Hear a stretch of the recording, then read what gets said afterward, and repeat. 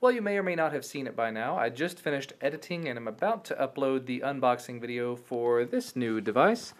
This is the Canon T2i. I've got my Rode video mic sitting on top of it instead of on the stand like I normally would have it. So far, I am having good results. I'm actually filming this after a series of tests you're about to see. These tests encompass a lot of different things, just different audio tests, different video tests, early tests in my layout. I'm also going to be doing some video tests outdoors, some sample images over the next few days, just as the weather clears up and things get prettier. Because I've been seeing so many things that I want to make videos about or I want to shoot images of and just haven't had the chance to yet because of the flash floods and the tornado warnings we've been having for the last week. I'm shooting this currently on my Vixia HF21, but from now on I'm going to be using the ZI-8 mainly for this channel and the T2i, sorry, for the main channel stuff. Unless the editing on the T2i is just as easy as I think it's going to be, and then I'll move to that. Anyway, there's going to be a lot of test footage coming, so I'm going to let you guys move on over to that. I'm going to be changing shirts, apparently, so talk to you later. Okay, this is a sample recording using the live mode feature available through Windows. I'm testing this out completely using the stock firmware with no external microphone, using all automatic settings except for custom white balance through the live preview that I'm doing on my monitor in the background using VirtualBox. Just so you can see what I am doing, let's go ahead and give you a little quick turn. There we go. You see there in the background we've got you guys, and then back to me. Next, I'm going to be trying this with the microphone hooked up and turned on. There should be a bit of a hiss right now and a lot of echo. There should be quite a bit of a hiss with that enabled, and especially when I do that, whenever I long pause. After that, I'll try out the Magic Lantern firmware and we'll see where that goes. Okay, this is test number 2. I've got the Rode video mic overhead plugged in and plugged into the camera, turned on, hopefully running and working. However, you might have noticed there was probably a bit of an audio hiss. That's one of the downfalls to the T2i, is it does have automatic gain control built in.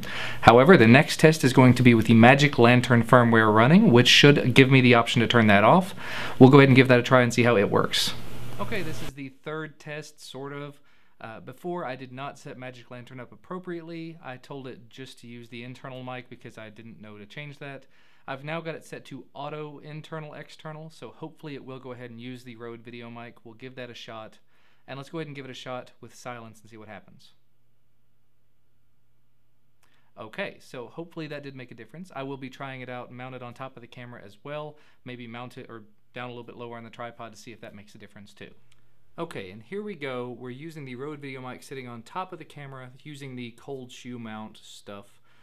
Hooked directly into the camera with no external wires, just the mic straight in. Okay. I turned up the analog gain from 23 to 26. I turned the output gain up. I don't really know what all that's going to do. Hopefully it will make the audio a little bit louder, a little bit clearer, and keep that hissing, buzzing stuff out of this. You know what, just for the hell of it, I'm not even going to connect up to the computer at this point, just hitting record. I went ahead and turned up the digital gain inside of the camera to 12 dBs per side. The audio meter went a whole lot higher. It wasn't even going up at all before. So hopefully this will help. It goes up as high as 30, so I can keep boosting it up. This is going to be the last test before I give my summation of the first impression.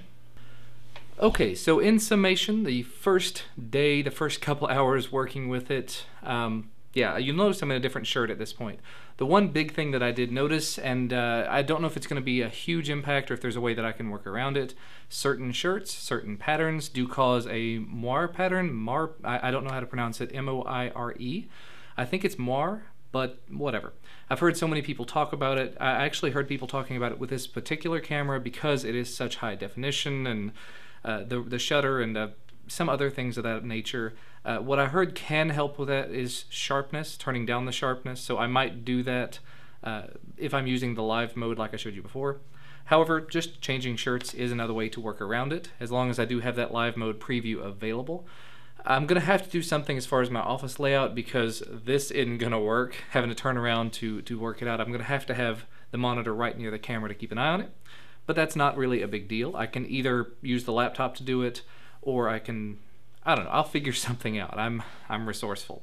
But so far, video quality is amazing. Like I said, the lens is not the best out there. It's actually one of the cheapest, one of the worst ones available. So to get this kind of quality out of this kind of a crappy lens and this old of a camera, I think that I did pretty well okay for the price. Initial review of it, I'm definitely pleased, and the Magic Lantern firmware is a huge 2 thumbs up from me. I'm trying the newest of the newest one. It's actually April 26th, and I think today's the 27th. So I'm trying some really, really new, hot off the presses type stuff. And it is working out pretty well, though they did make some changes to the interface, which are a little bit meh. Anyway, so first impressions are good. Office is going to have to be rearranged, redesigned in order to compensate for a lot of this newness, but that's not really a big deal in my opinion. Other than that, I'm going to get to work on some other videos. Thank you so much for watching. If you have any questions about this or would like to see me talk about any other features of the T2i, let me know in the comment section below. That's it. Thanks for watching. I'll see you next time.